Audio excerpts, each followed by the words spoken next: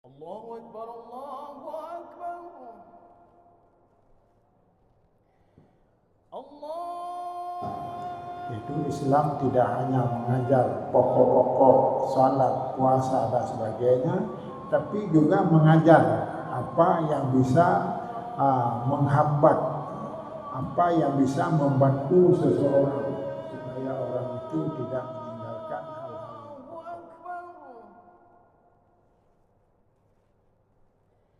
Assalamualaikum warahmatullahi wabarakatuh.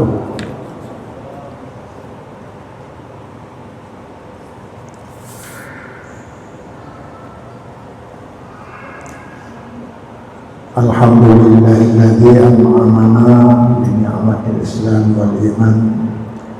Asyhadu an la ilaha illallah malikul manan wa asyhadu anna Muhammadan abduhu wa rasuluh. Allahumma shalli wa sallim ala sayyidina Muhammad wa ala alihi wa ashabihi wa ihsan. Wa ya ayyuhal ikhwan taqullaha fi amalan ma'anakum fi hukmikum fi sa'iri zaman. Allahumma awsi'ni an nashkura ni'mataka allati an'amta alaina wa ala walidayna wa an na'amala salihan tawbah wa dakhilni bi rahmatika fi ibadika salihin. Jamaah salat maghrib yang berbahagia, dan sekaligus nanti dilanjutkan dengan salat Isya. Mudah-mudahan ada manfaatnya kepada kita semua, apalagi yang berhubungan dengan menuntut ilmu. Dalam hadis Nabi telah dijelaskan utlubul ilma fa inna talabahu ibadatun wal bahtsu anhu jihadun wal badlu li ahlihi qurbatun.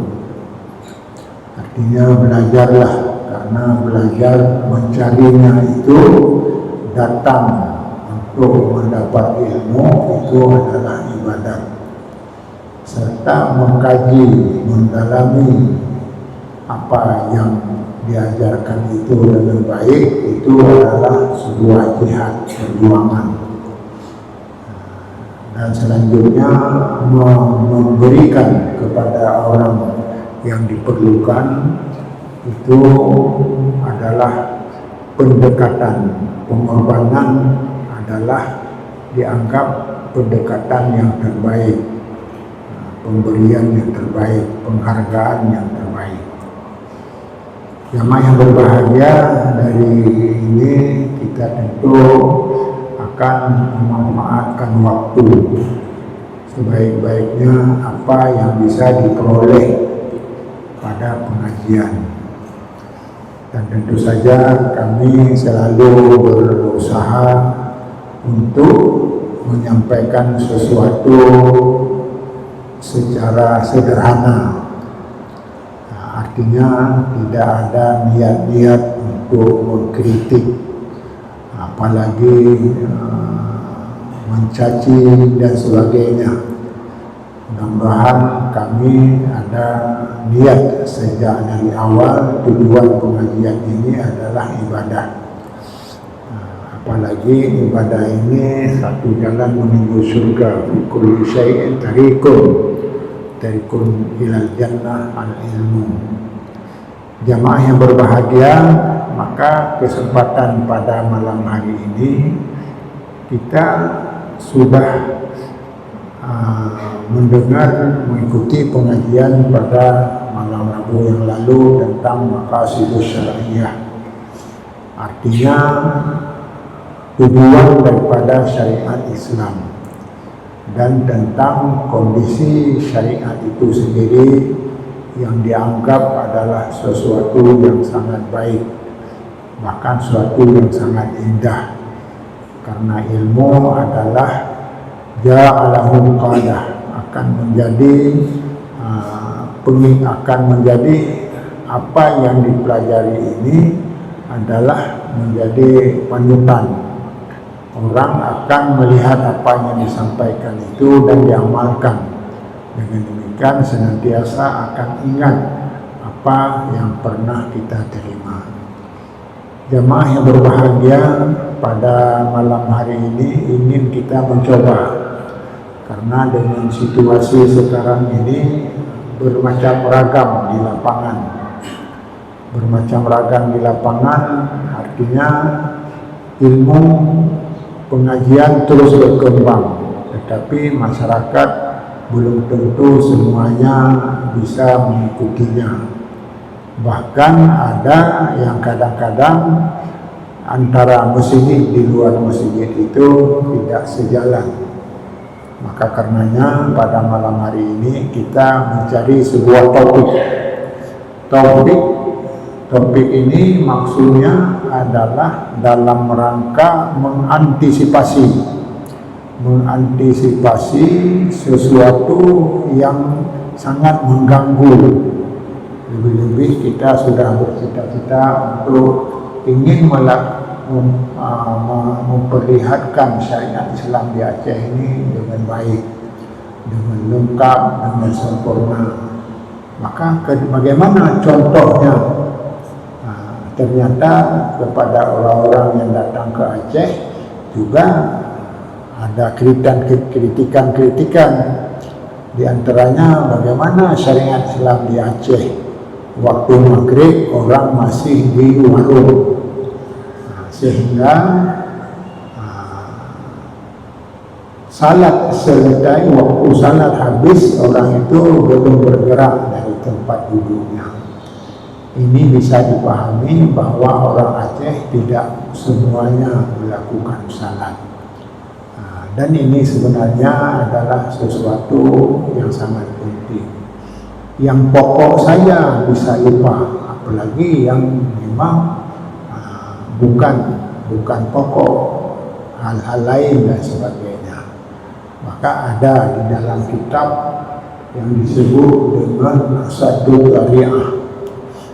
Saddu Dhari'ah artinya sesuatu yang menghambat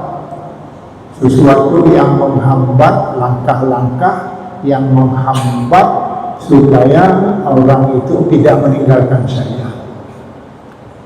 Jadi ini disebut dengan Saddu Dhari'ah. Di dalam kitab disebutkan makna Saddu Dhari'ah, ma yatawassalu bihi ila syai'il mamnu' al-syamilu fi kulli mufsadatin. Artinya apa Saddu Dhari'ah? Sesuatu tindakan yang menyampaikan untuk mencegah sesuatu itu bisa merusak. Jadi langkah-langkah untuk menghambat, tidak merusak, tidak melanggar, tidak menyimpang, maka disebut dengan ilmu Saddu Dhari'ah. Saddu Dhari'ah ada dua istilah dan sebagainya. Ini bahagian daripada prinsip-prinsip Islam. Yaitu Islam tidak hanya mengajar pokok-pokok salat, puasa dan sebagainya, tapi juga mengajar apa yang bisa menghambat, apa yang bisa membantu seseorang supaya orang itu tidak meninggalkan hal-hal yang pokok. Jamaah yang berbahagia, maka disinilah sebenarnya ada hal-hal yang penting, untuk dihindari, terutama bagi kita yang sudah niat bersih dalam rangka melakukan syariat Islam. Apa yang sudah berjalan dan apa yang belum.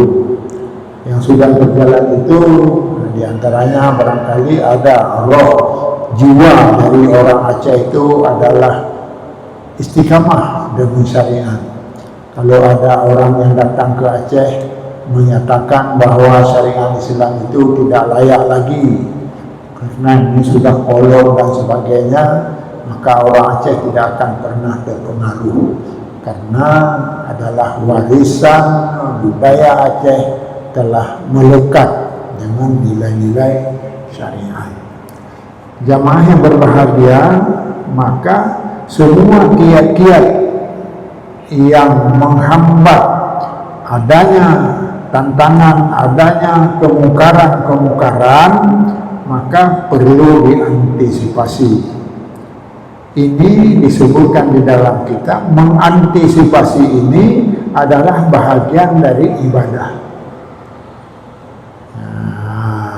Darul malil hidayis al-musara alal muslimin, yaitu membantu untuk menembus tahanan-tahanan orang Islam.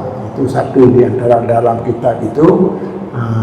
Memang berperang sudah satu sisi, kemudian membantu orang supaya ada saudara-saudaranya yang ditawan itu di sisi yang lain.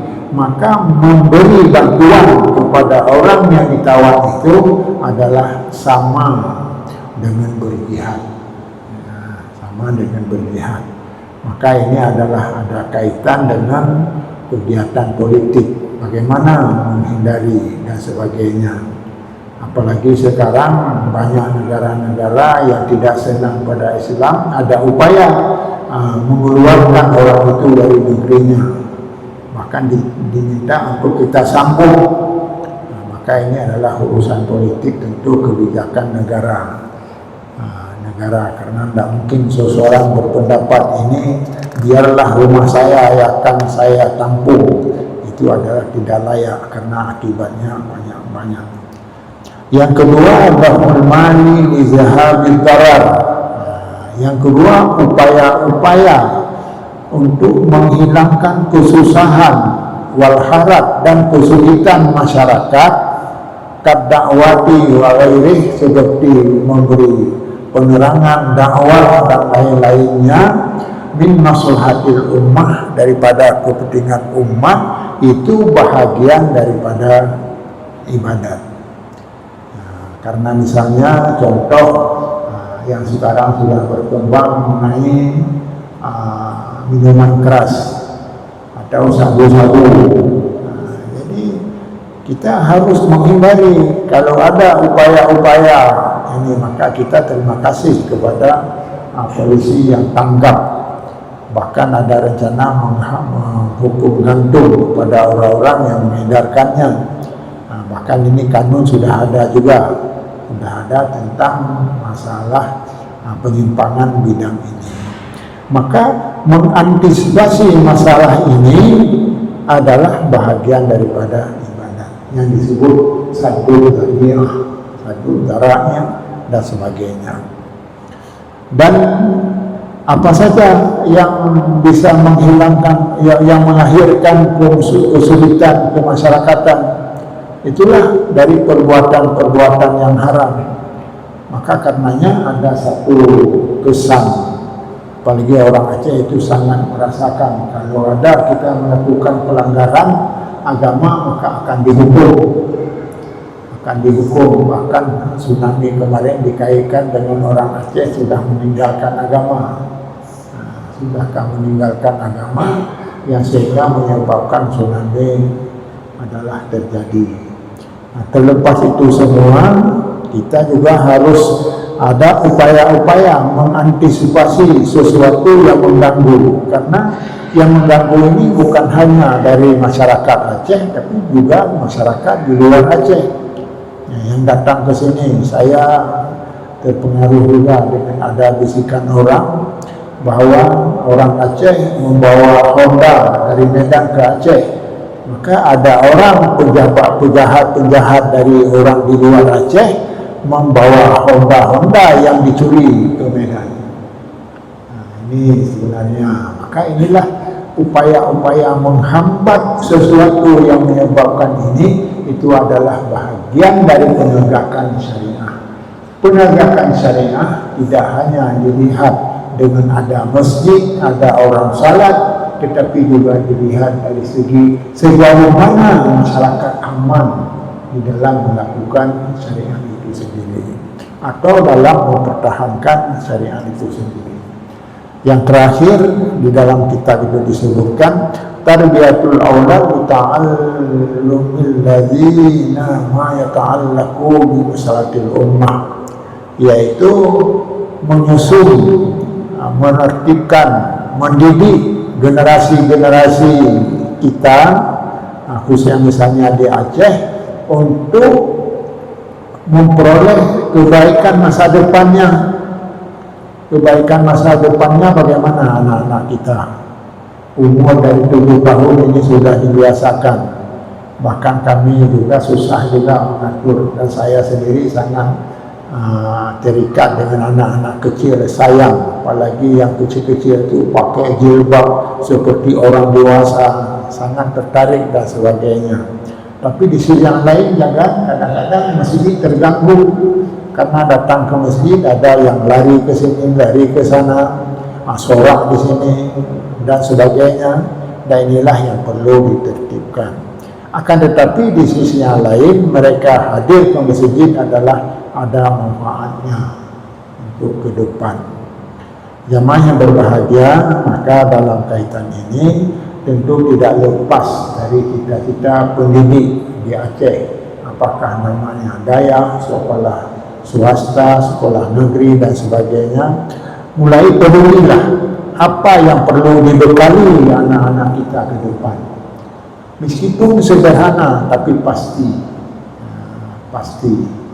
Lebih ke depan ini tantangannya semangat besar. Tidak cukup belajar masalah salat, masalah zakat, puasa dan sebagainya, tapi masalah banyak juga berkaitan dengan tantangan, apalagi perang. Orang tidak senang Islam maju, ada upaya untuk menghilangkan atau membuat orang Islam itu lemah dan sebagainya. Jamaah berbahagia, dalam kesempatan ini tentu saja saya ada minat, tidak perlu menerangkan lagi tentang khilafiyah, karena semakin diterangkan bukan semakin berhasil, semakin ribut. Ini kenapa? Karena keterbatasan ilmu. Bahkan ada salah seorang dari guru kita sudah terangkan tapi tidak mau patuh, bahkan akan menambah masalah-masalah. Saya sudah ada upaya-upaya, bahkan sudah diterangkan kepada rekan-rekan semua, untuk mengajak masyarakat Aceh kembali kepada yang benar. Apakah ada yang tidak benar? Bisa saja ada, bisa saja tidak. Tetapi yang jelas kita sudah aman. Orang Aceh adalah orang yang selalu terikat dengan kebenaran. Kalau ilmu sudah benar, berarti dikembangkan. Kalau hal-hal yang tidak benar, ditinggalkan saja. Maka inilah upaya-upaya ke depan dalam rangka mengantisipasi sesuatu yang tidak berguna, sesuatu yang tidak berfaedah, sesuatu yang menghambat kemajuan, terutama kemajuan syariat Islam yang sedang digalakkan ini. Karenanya dalam kitab Usul kami membaca ada 3 hal yang menyebabkan Islam itu bisa berkembang. Bahkan ini negara-negara barat sekarang, apakah bagaimana hampir negara-negara Eropa dan di luar Islam, Taiwan, di Korea, di Australia dan banyak sudah mulai berkembang, berduyun-duyun masuk Islam. Bahkan yang paling aneh ketika masuk berhadapan dengan tantangan, dengan keluarga, dengan orang tua, tapi mereka nekat. Kenapa nekat? Karena sudah melihat bahwa Islam ini adalah agama yang benar. Bahkan Paus sendiri, kepala Paus di dunia menyatakan bahwa Islam adalah agama yang benar. Ini besar sekali pengaruhnya. Kenapa besar sekali? Karena masyarakat ke depan tidak lagi mengukur kebahagiaan dengan banyak harta, karena mereka sudah memperoleh harta. Lebih negaranya negara kaya, maju, penghasilan gajinya luar biasa, tetapi adalah kekosongan jiwa. Maka banyak orang yang masuk Islam di diri, sehingga bukan orang dari awam, bukan dari orang rendah, tetapi dari pejabat dan dari orang-orang kaya.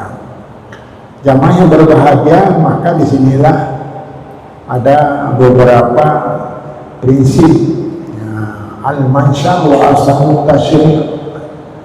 Jadi sumber atau prinsip-prinsip Allah daripada syariat Islam ini ada 3 macam. Jadi karena rohnya ini 3 macam, yang disebut dengan prinsip-prinsip dasar. Dari prinsip dasar dalam penjabaran syariat Islam, ketika dijabarkan apa yang menyebabkan Islam tampil lebih cepat majunya, lebih cepat, meskipun ada tantangan-tantangan yang sekarang diupayakan oleh pihak-pihak yang lain. Salah satu di antaranya, Islam mengandung prinsip takamuliyah atau kafah. Islam itu tidak bisa dianggap enteng karena dia memiliki prinsip-prinsip yang universal. Mana universal? Dia sangat modern, dia tidak tertutup, aspiratif, maju dan sebagainya. Jadi dengan demikian, dengan roh yang sempurna inilah yang menyebabkan Islam tidak bisa dibendung. Bahkan sejak dari dulu sudah ada upaya menghambat Islam pada masa sahabat, pada masa Rasulullah dengan sahabat dan sebagainya, tetapi selalu dijawab. Bahkan akhirnya ada ayat yang menyatakan in kuntum fi raibin mimma nazzalna ala abdina fa'tu bi suratin mislihi wa ad'u syuhada'akum min dunillahi in kuntum shadiqin.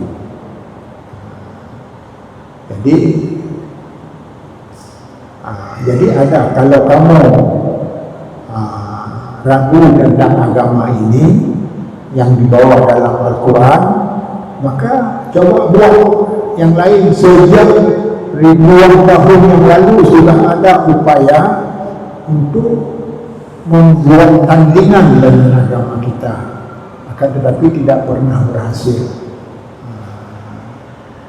Jadi dalam ayat selanjutnya, ikutu bagaimana sama apa itu suara muncul ada mulai proses. Fa illam taf'alu wa lan taf'alu fattaqun nar allati waqtuha an-nas wal hijara. Jadi kalau mau tidak mampu dan tidak akan pernah mampu. Jadi Allah telah menerangkan sejak dahulu tidak pernah bisa membuat tandingan dengan syariat.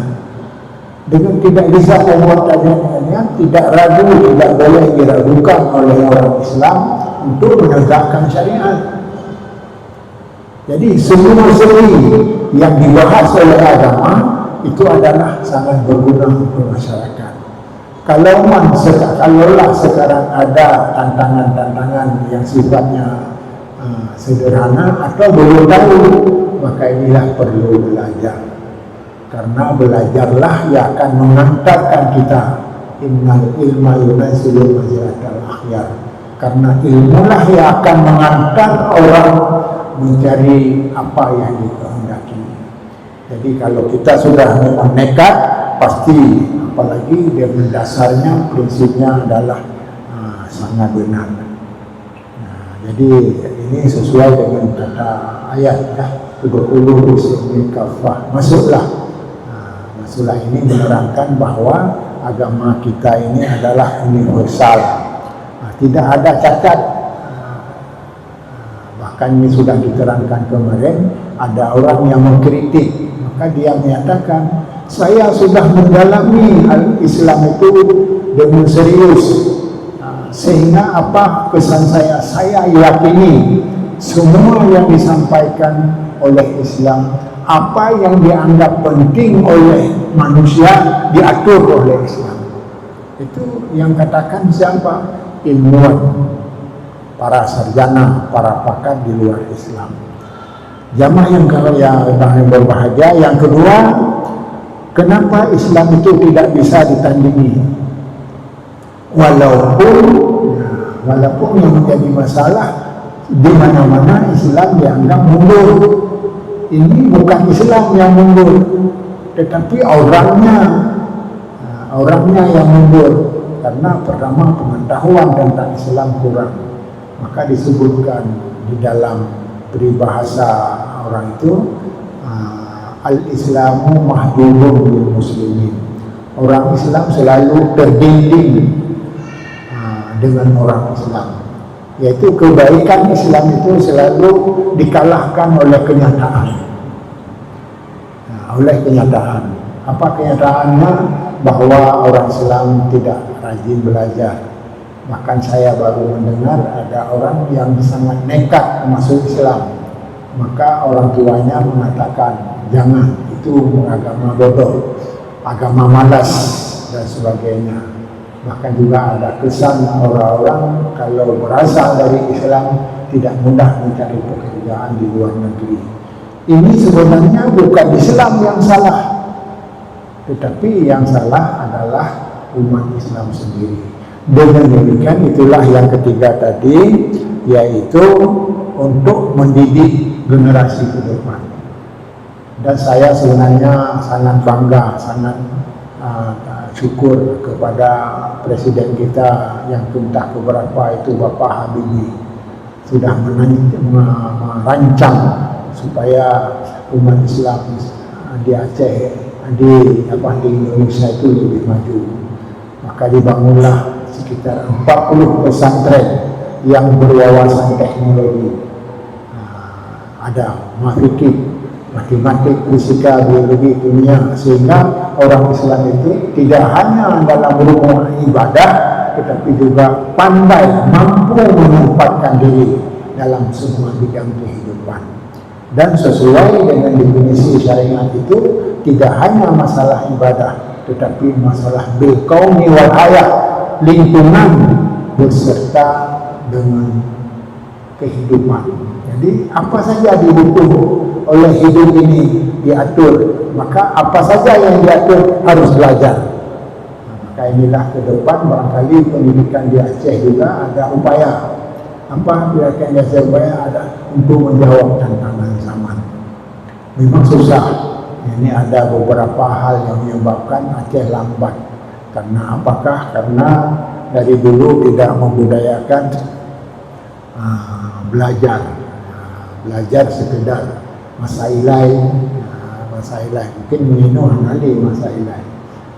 Masailai soal jika tanya orang kita berapa rukun iman kabeh, maka kiban tak aku rukun iman. Bahkan dengan yang sendiri kayak juga qada dan qadar. Katanya harus percaya qada dan qadar. Ulama Islam laju lengah.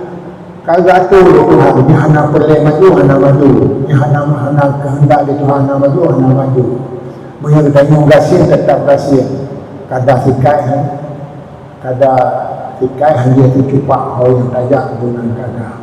Budaya-budaya yang ditanam oleh Belanda nyo adalah sesuatu yang menghambat kemajuan. Itulah yang disebut dengan satu tadi, mengantisipasi bahkan Partai Belanda berjamun yang terpengaruh kepada ditanya mintajak sekolah di Kapu.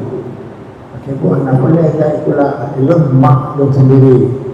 Itu memang SD anak tamat.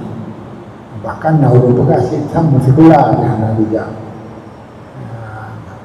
Maka dia jawab, kamu mesti dilarang dia sekolah karena dia UKP. Jadi yang tertanam dan banyak-banyaknya waktu halal pula ini tapi la ilm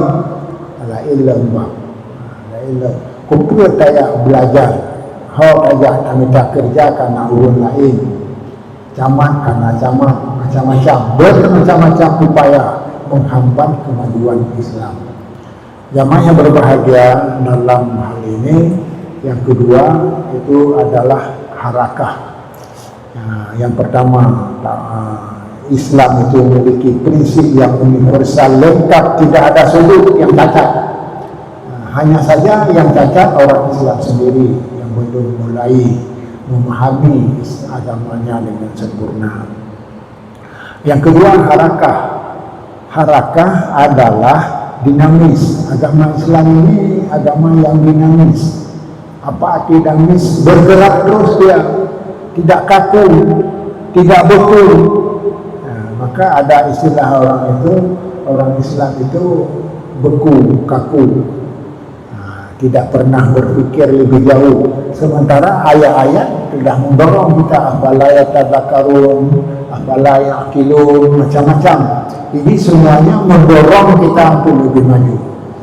Dan saya sangat senang ketika upaya-upaya lebih-lebih pendidikan di Aceh, termasuk sekarang ini Daya sendiri sudah mulai membangun pendidikan yang berwawasan, yang memiliki wawasan modern, termasuk ada sekolah dan sebagainya. Maka karenanya jamaah yang berbahagia, bidang pendidikan ini harus diterjemah kembali. Memang harus sabar. Misalnya sekarang orang itu tidak senang membahas masalah modern-modern. Yang modern kan buat bertanya, yang modern buat kafe, yang buat bertanya worship adalah ibadah. Maka rubung ibadah mentang yang disuruh pelajari itu sesuatu warisan yang tidak bermanfaat, warisan yang bertentangan. Maka karenanya ulun tuan sendiri berprinsip hal-hal inilah yang perlu dikembangkan ke depan. Anak hati tak pegah bahkhilafiyah menyuruh anak ilmi. Sebab apapun alasan, ketika khilafiyah itu adalah kamu budaya dalam masyarakat, maka yang berkembang itu yang berlaku, yang berlaku dalam masyarakat. Maka disinilah sebenarnya perlu diantisipasi melalui ilmu-ilmu. Maka pada imam masjid kita, kepala kita ini, kami ada upaya untuk dibangun pendidikan yang lebih maju dengan bantuan dari luar negeri. Kalau ini berjalan, insya Allah, apalagi yang nanti akan mengajar para ahli-ahli yang datang tidak hanya dari Indonesia, tetapi datang dari luar negeri. Mudah-mudahan ini akan berhasil dengan upaya daripada Pak Imam kita yang sedang menjajaki, insya Allah akan cepat. Dan harakah artinya dinamis. Dinamis ini bagaimana orang Islam akan mempelajari agama. Di antaranya dinamis. Dinamis adalah peka terhadap kebutuhan di lapangan. Misalnya kalau Aceh ini adalah memiliki potensi yang luar biasa dari semua segi, maka ada orang yang menyatakan benar Aceh ini adalah negara kaya. Bahkan kalau Aceh negara kaya, Indonesia sama, berarti Indonesia ini akan negara kaya. Bahkan Presiden Prabowo ini sudah merancang bahwa Aceh bahwa Indonesia ini akan menjadi negara maju di masa-masa yang akan datang. Dan ini dimungkinkan karena potensi alam yang luar biasa. Emasnya yang bertahun-tahun yang tidak diambil. Bahkan ini ada berita baru lagi, gas ini akan ada di Aceh yang lebih besar dari PT Arul masa lalu. Mudah-mudahan kalau salah ini bukan bidang saya, hanya saya dengar. Kita tidak perlu berlebihan. Yang penting bahwa potensi alam kita luar biasa, maka perlulah dipersiapkan generasi yang mampu melakukannya. Tidak cukup dengan hanya belajar masailai ini. Nyoka berarti belum masailai. Nyawati yang ingat budaya, masailai dan sebagainya. Dan termasuk oleh Tuhan sendiri buat masailai. Bahkan orang tua saya disuruh hafal. Hafal dan karena supaya waktu kita yang lebih lancar. Dan potensi alam inilah yang perlu diterjemahkan. Dan yang terakhir, ini ada satu yang sebenarnya perlu diangkat, akan tetapi yang akan dibahas pada yang akan datang, yaitu al-awsatiyah. Pertama, agama Islam agama yang sempurna sesuai dengan kebutuhan masyarakat di dunia. Yang kedua, agama Islam harakah dinamis, selalu peduli dalam berbagai bidang, tidak kolot dan peka terhadap masalah-masalah umat. Umat kebahagiaan masa lalu beda dengan kebahagiaan masa depan. Maka ini bisa disakati dengan harakah tadi. Dan yang kedua adalah al-wasatiyah. Al-wasatiyah adalah pemikiran orang Islam itu berimbang, tidak kolot. Al-wasatiyah. Jadi tidak kolot. Maka karenanya ke depan ini misalnya ada sebuah terobosan. Saya pernah di Arab Saudi dulu belajar masalah ini, masalah ekonomi syariah. Maka tentu sudah saya terangkan juga. Saya tanya, mas kawin di Arab Saudi itu mahal sekali. Maka bahkan tidak dijawab secara lengkap, mungkin bertentangan dengan pemerintah. Kebijakan pemerintah itu tidak melarang mas kawinnya banyak besar, terkecuali mas kawin itu sesuai dengan permintaan daripada mempelai perempuan. Maka sekarang ada kebijakan baru, tidak perlu harus dengan mas. Mahal kita melihat potensi suami itu siapa. Kalau suaminya orang cerdas, maka akan diberikan ilmu kepada calon istrinya. Seperti masa Rasulullah yang tidak ada mampu membayar mahal, maka diminta supaya hafalan Qur'annya menjadi mahal. Kedepan demikian pula, dia berkawin dengan Anadol, tetapi jih busyaran bahasa Arab, busyaran bahasa Inggris. Jadi dibimbing supaya selesai bahasanya seji, kan harus benar.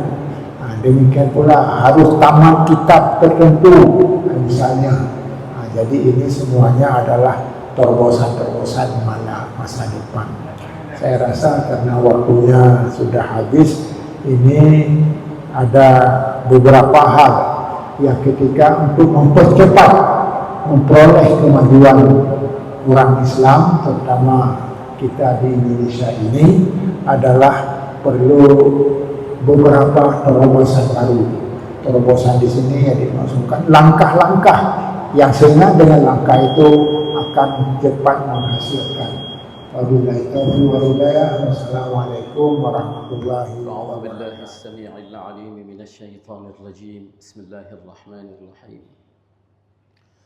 ولو ترى